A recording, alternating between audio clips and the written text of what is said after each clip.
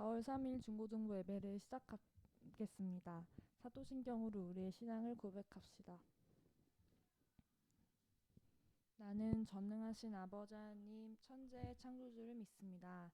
나는 그의 유일하신 아들 우리 주 예수 그리스도를 믿습니다.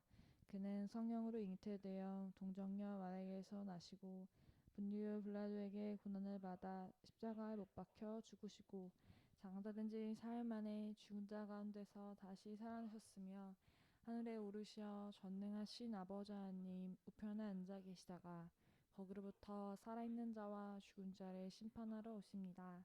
나는 성령을 믿으며 거룩한 공교회와 성도의 교제와 죄를 용서받는 것과 몸의 부활과 영생을 믿습니다. 아멘. 하나님은 영이시니 예배하는 자가 영과 진리로 예배할지니라. 아멘. 선생님은 지난주 코로나 때문에 함께 예배에 참석하지 못했는데요. 온라인으로 예배를 드리다 보니 이 현장의 예배에 대한 갈급함이 컸던 한 주였습니다. 그래서 제가 한 주간 느낀 점은 주 안에서 있을 때 가장 나의 나다움이 보여지고 이 안에서 당연하게 누렸던 것들이 되게 소중하게 여겼던 한 주였던 것 같습니다. 우리 친구들도 이 시간 또 매번 드리는 예배가 될 수 있는데요.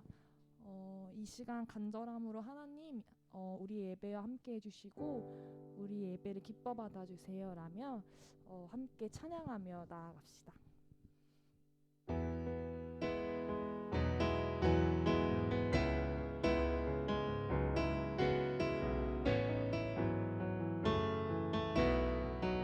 주 안에서 기뻐해 주 안에서 기뻐해 주 안에서 기뻐해 주님 주신 기쁨으로 기뻐하라 주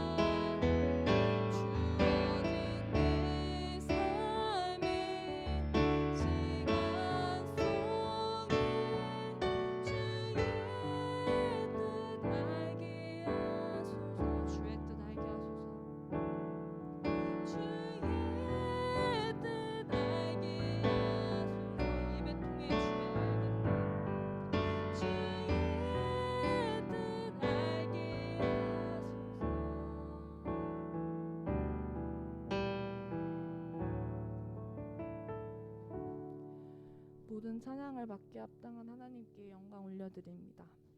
아멘.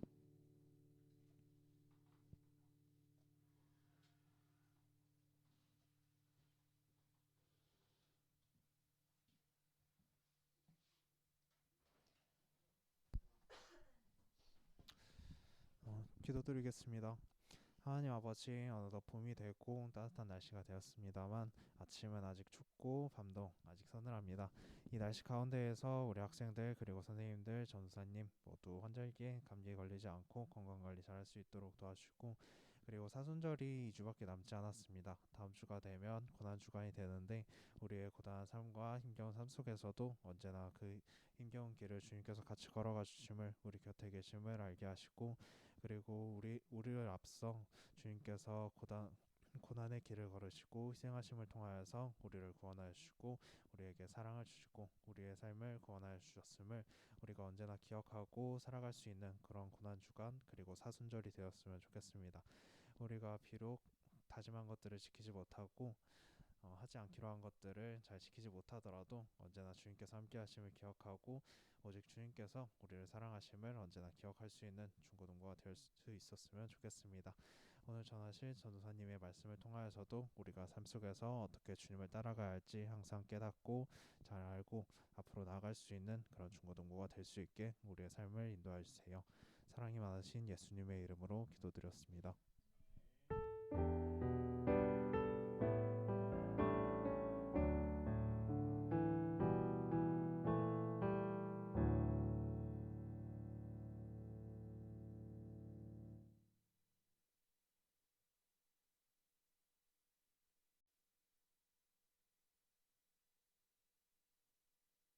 오늘 말씀은 마가복음 8장 27에서 34절입니다. 읽도록 하겠습니다. 27절 말씀입니다.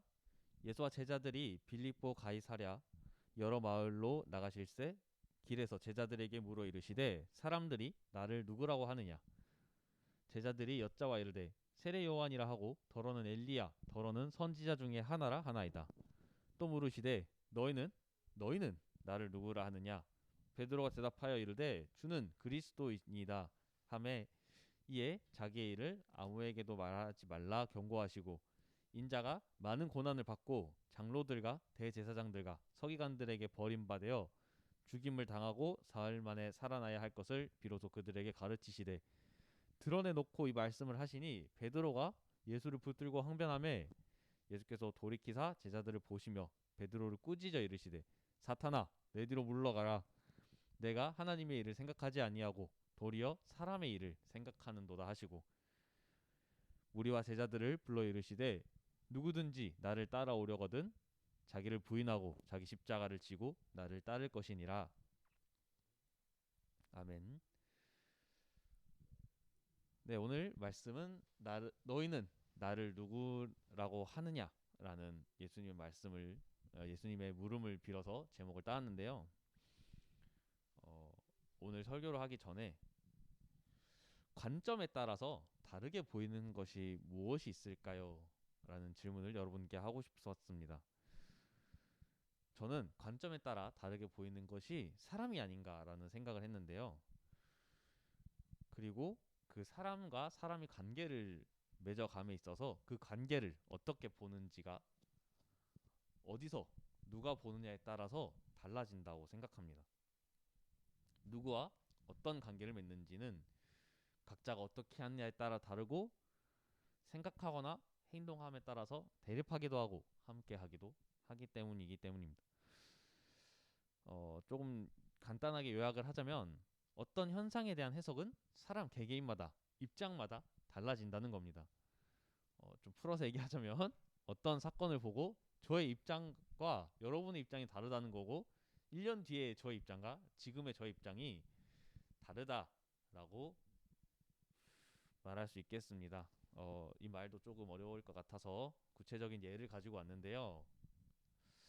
일단 요즘 SNS를 가장 핫하게 달구는 여사친 남사친 논쟁이 그것일 것이고, 그리고 이젠 어느덧 유행이 지나서 구시대의 밈이 되어버린 깻잎 논쟁이 바로 그것일 것입니다. 이건 정말 입장마다 사람마다 다를 거라고 생각을 하는데요. 내가 누군가의 여사친이거나 남사친인 경우, 혹은 내가 남자친구나 여자친구가 있는데 그 상대의 남사친이나 여사친을 바라볼 때와, 그리고 내가 그 사건을 저 멀리서 관망하는 제3자가 됐을 때 입장이 모두 다 다를 거라고 생각합니다. 만약 내가 여자친구가 있는데 그 여자친구가 왜? 근데 나 그냥 남사친인데? 그냥 우린 아무것도 아닌데? 라고 한다면은 그 얘기를 듣는 당사자인 남자친구인 나는 굉장히 화가 날 것이고, 내가 그 여자친구의 남사친이라면 정말 괜찮다라고 남사친의 존재를 긍정할 것이고, 제3자 입장에서는 왜 있을 수도 있지 하다가 몰입하면서 점점 화가 올라올 것입니다. 깻잎을 잡아주는 것도 마찬가지의 맥락이라고 할 수 있겠죠. 떼주는 사람, 그 한 장의 깻잎을 먹는 사람, 그리고 그 깻잎을 멀리서 지켜보는 사람이 될 수 있을 텐데, 제가 이 얘기를 이렇게 하는 이유는 입장마다, 상황마다, 그리고 흐르는 시간 속에 어떤 시점에 있느냐에 따라서 그 모든 것은 다 달라질 수 있다라고 얘기를 하고 싶은 겁니다. 저는 여자친구도 없고 깻잎 혼자 잘 뗄 수 있고 잘 모르겠습니다. 알아서 마저 싸우시고 저는 설교를 마저 하도록 하겠습니다.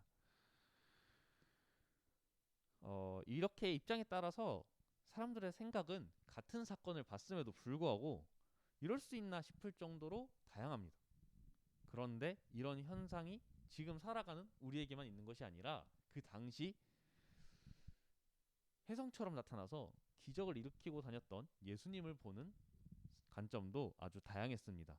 그래서 예수님은 그거를 콕 집어서 제자들에게 물어본 거예요. 성경에서는 예수님이 불현듯 제자들에게 사람들이 예수님을 어떻게 보는지 물어보는 장면을 담고 있습니다. 누구는 예수님을 세례요한이라고 하고, 또 누구는 예수님을 엘리야라고 했답니다. 그리고 또 누군가는 그저 새로 이 땅에 우리를 바로 서게 해줄 선지자 중 한 명일 것이다 라고 또 얘기를 했다고 합니다. 예수님을 세례요한으로 보는 관점에 대해서 잠깐 간단하게 얘기를 하고 싶습니다. 세례요한은 예수님의 오심을 미리 알린 물로 세례를 주던 선지자였습니다. 그는 하나님 나라가 이 땅에 올 것임을 예언하며 예수님의 오심을 준비하던 사람이었는데요. 세례요한이 말한 하나님 나라를 기다리는 사람들이 예수님을 또 다른 세례요한으로 봤을 것입니다. 그 사람들은 예수님을 통해서 세례요한이 말한 하나님 나라가 이 땅에 실현될 것이라고 기대했을 것입니다. 또 엘리야로 예수님을 보던 시점에 대해서도 얘기를 하고 싶습니다.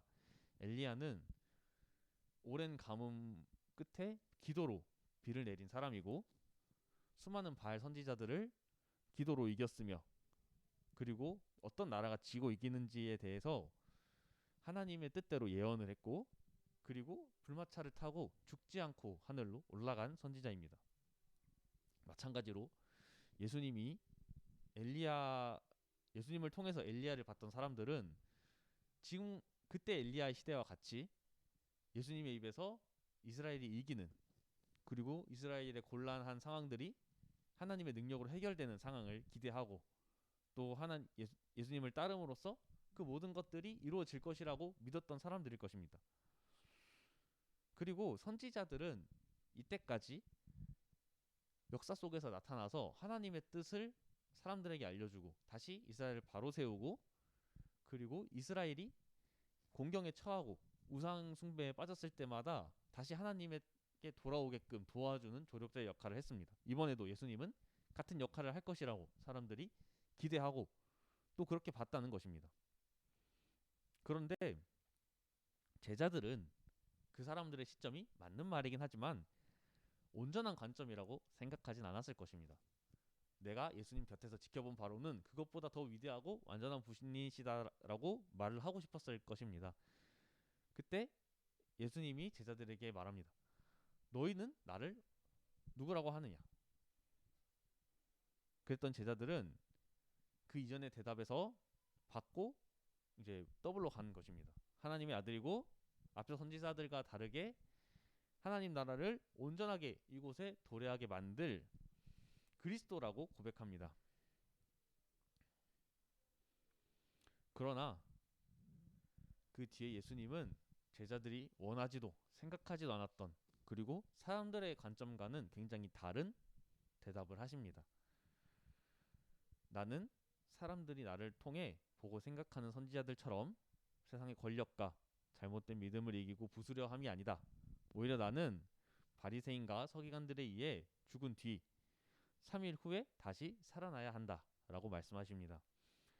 마가복음 8장 31절 말씀입니다.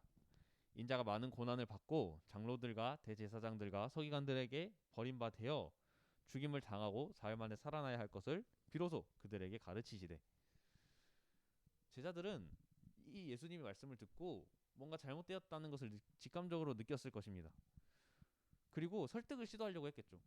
그렇게 죽을 걸 알면은 왜 피하진 않는지, 아니면은 꼭 그렇게 죽었어야만 했는지, 아니면은 조금 더 도망 다닐 수 있는 기회가 있진 않은지, 그리고 그 죄목이 뭔지 조금 알고 있다면 자기들에게 더 알려주고 같이 이 다가올 이 끔찍한 사건을 한번 같이 피해보자, 이렇게 얘기를 했을 것입니다. 그러나 예수님은 제자들의 설득과 만류에 흔들리기는커녕 오히려 제자들을 혼내십니다. 심지어 멍청하다고 혼내는 것도 아니고 사탄 마귀 자식이라고 혼내십니다.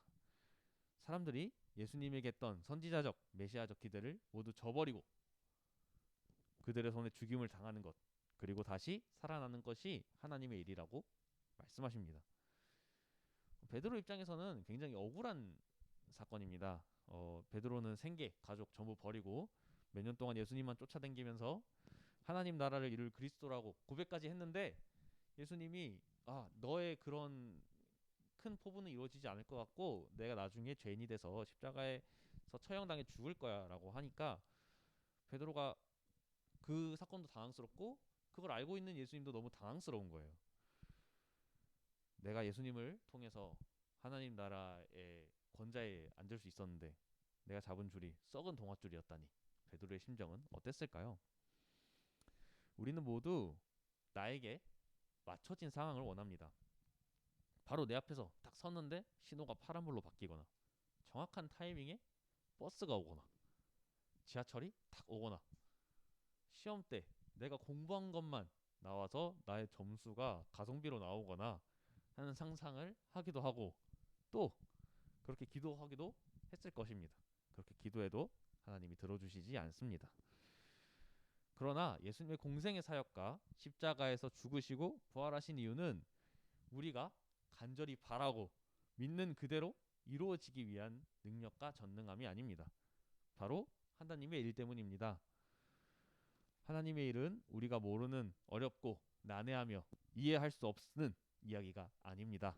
왜냐하면 하나님이 예수님을 보내서 했어야만 했던 하나님의 일은 바로 사람과 하나님, 바로 여러분과 하나님의 관계 회복이기 때문입니다. 전혀 어려운 게 아니에요. 오늘 말씀에서 자기 자신을 부인하라는 것은 내가 가진 모든 것을 내려놓고 하나님의 뜻대로 살아라가 아닙니다. 누가 맞고 틀리다, 내가 틀리고 하나님이 맞다라는 이분법적 사고에서 벗어나서 하나님과 나의 관계에 초점을 맞췄으면 좋겠습니다. 우리는 사람인지라 다소 자기중심적일 수밖에 없습니다. 왜냐하면은 내가 세상을 볼 때 내 눈으로 보고 내 입으로 말하고 내 귀로 듣고 행동하는 내가 나 자신이기 때문입니다. 그러니 자기중심적일 수밖에 없고, 그리고 그 나를 중심으로 맞춰진 나의 기준들이나 생활 방식들은 나를 때때로는 채찍질하기도 하고 자책하기도 하고, 또 어떨 때는 그런 기준들로 나를 합리화하기도 합니다. 그리고 그것은 나에게 적용되는 기준임을 넘어서서 타인을 사랑함에 있어 혹은 타인을 미워함에 있어 기준이 되곤 합니다. 그리고 그것은 누군가를 사랑함에 있어 조건을 달게 되는 전제가 되기도 하죠. 그러나 오늘 예수님이 죽으실 거라고 말씀하신 이 그리스도의 십자가에는 우리를 향한 무조건적인 사랑이 담겨 있으며, 그리고 그 사랑은 조건이 없습니다. 그 조건은 하나님 자신의 희생이며 그리스도의 죽음이었으며, 그리고 우리에게는 아무것도 요구된 바가 없습니다. 자기를 부인하고 십자가를 지고 예수님을 따른다는 것은 자기 중심적이었던 삶을 하나님과의 관계로 중심을 옮기고, 하나님과 관계에서 내가 받은 조건 없는 사랑을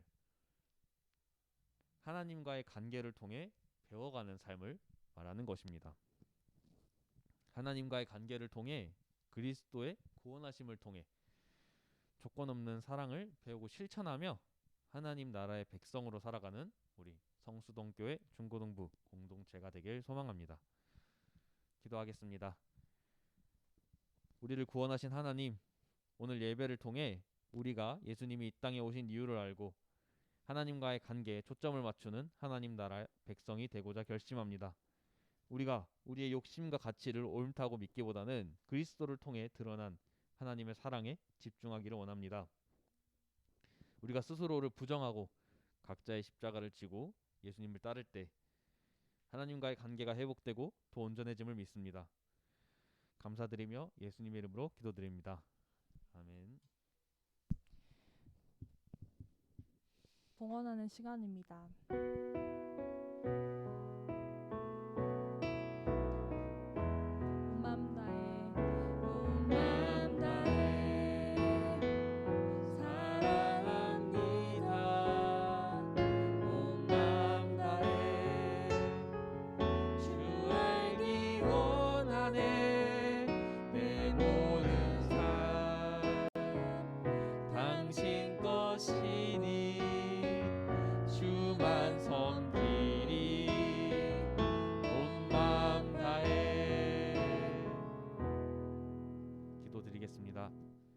하나님 감사합니다. 우리가 우리의 것이 아니라 하나님이 주신 것임을 기억하며 하나님께 우리의 마음을 올려드렸습니다. 하나님이 예물 기뻐 받아주시고 또 이 예물이 쓰이는 곳마다 하나님 나라가 확장되고 또 하나님의 뜻이 실현되는, 그리고 우리가 조건 없는 사랑을 세상에 베푸는 통로로 쓸 수 있도록 하나님 인도하여 주시옵소서. 감사드리며 예수님 이름으로 기도드립니다. 아멘. 네, 주기도문으로 예배 마치도록 하겠습니다. 하늘에 계신 우리 아버지, 아버지의 이름을 거룩하게 하시며 아버지의 나라가 오게 하시며 아버지의 뜻이 하늘에서와 같이 땅에서도 이루어지게 하소서. 오늘 우리에게 일용할 양식을 주시고 우리가 우리에게 잘못한 사람을 용서하여 주실 같이 우리를 용서하여 주시고 우리를 시험에 빠지지 않게 하시고 악에서 구하소서. 나라와 권능과 영광이 영원히 아버지의 것입니다. 아멘.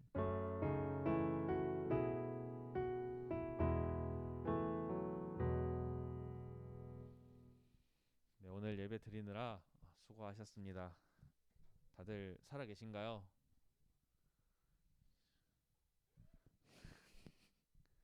들어온 사람이 있나요? 음, 다들 녹화된 날을 보고 있겠군요. 저희 지금 아무것도 못 하고 있는데 수련회 준비하고 있어요. 날짜는 8월 1일, 2일. 일요일에 출발해서 월요일에 끝나는 1박 2일 일정을 생각하고 있고요. 그건 작년 거고요. 아쉽지만 그건 정유서 목사님과 같이 갔다 온 거고 저와 가는 건 따로 있습니다. 인천 생각하고 있고 바다에서 물장구 좀 치다가 뭐 이것저것 먹다가 스근하게 돌아오면 될 것 같습니다. 추후 더 자세한 거는 여러분들이 교회 오면은 얘기해 줄 수 있을 것 같은데 일단 살아남아서 이게 좀 이 코로롱 사태가 진정이 되면 함께 교회에서 예배 드리는 날이 왔으면 좋겠습니다. 네, 오늘 수고했고요. 예배 꼭 드리세요. 안녕.